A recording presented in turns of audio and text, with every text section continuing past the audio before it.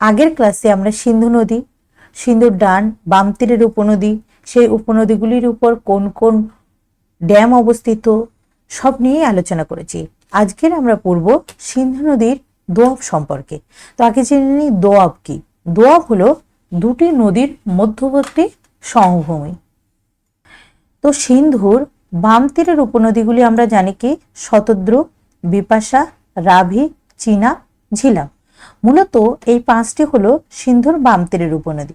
সিন্ধুর এই বাম তীরের উপনদীগুলির মধ্যে যে যে দোয়াব গড়ে উঠেছে তা হলো শতদ্রু আর বিপাশা নদীর মধ্যে আছে কি বিস্ত দোয়াব। শতদ্রু আর বিপাশা নদীর মধ্যে এই যে এলাকা এটাকে আমরা কি বলছি বিস্ত দোয়াব।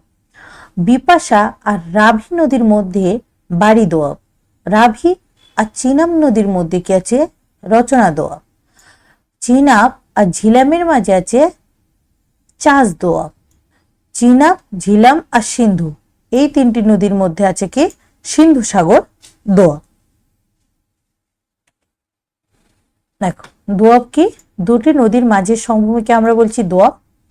তো বিস্ত দোয়াব কোথায় আছে শতদ্রু আর বিপাশার মধ্যে হচ্ছে বিস্ত দোয়াব। বিপাশা আর ইরাবতী বা রাভের মধ্যে কি আছে বাড়ি দোয়াব। ইরাবতী আর চন্দ্রভাগা বা চিনাবের মধ্যে কি আছে রচনা দোয়াব। চন্দ্রভাগা বা চিনাব এবং ঝিলামের মধ্যে আছে কি চাষ দোয়াব।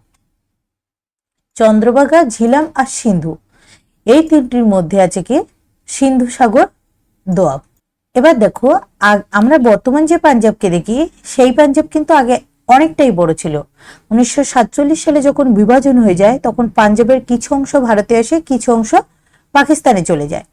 তো এই যে পাঞ্জাব, এই পাঞ্জাব কিন্তু গড়ে উঠেছে এই পঞ্চ নদী দোয়াবের মধ্যে। তাই আমরা কিন্তু তাকে বলছি পাঞ্জাব, কারণ কি পাঁচটি নদী দোয়াবেই গড়ে উঠেছিল কি পাঞ্জাব, সেজন্য এর নাম হয়েছে পাঞ্জাব। পাঁচটি নদীর দোয়াবে গড়ে ওঠার কারণে নাম হয়েছে কি পাঞ্জাব। তাহলে পাঞ্জাবের নাম পাঞ্জাব কেন হলো? কারণ পাঁচটি নদীর দোয়াবে গড়ে উঠেছে, তাই পাঞ্জাবের নাম হলো পাঞ্জাব। আমাদের সমস্ত ক্লাসের লিস্ট নিচে দেওয়া লিঙ্কে পেয়ে যাবেন। যদি ক্লাসটির পিডিএফ পেতে চান তাহলে হোয়াটসঅ্যাপ গ্রুপে জয়েন হয়ে যেতে পারেন। ক্লাসটি যদি ভালো লেগে থাকে তাহলে লাইক এবং কমেন্ট করবেন। পরবর্তী ভিডিও পেতে চ্যানেলটি অবশ্যই সাবস্ক্রাইব করবেন। ধন্যবাদ।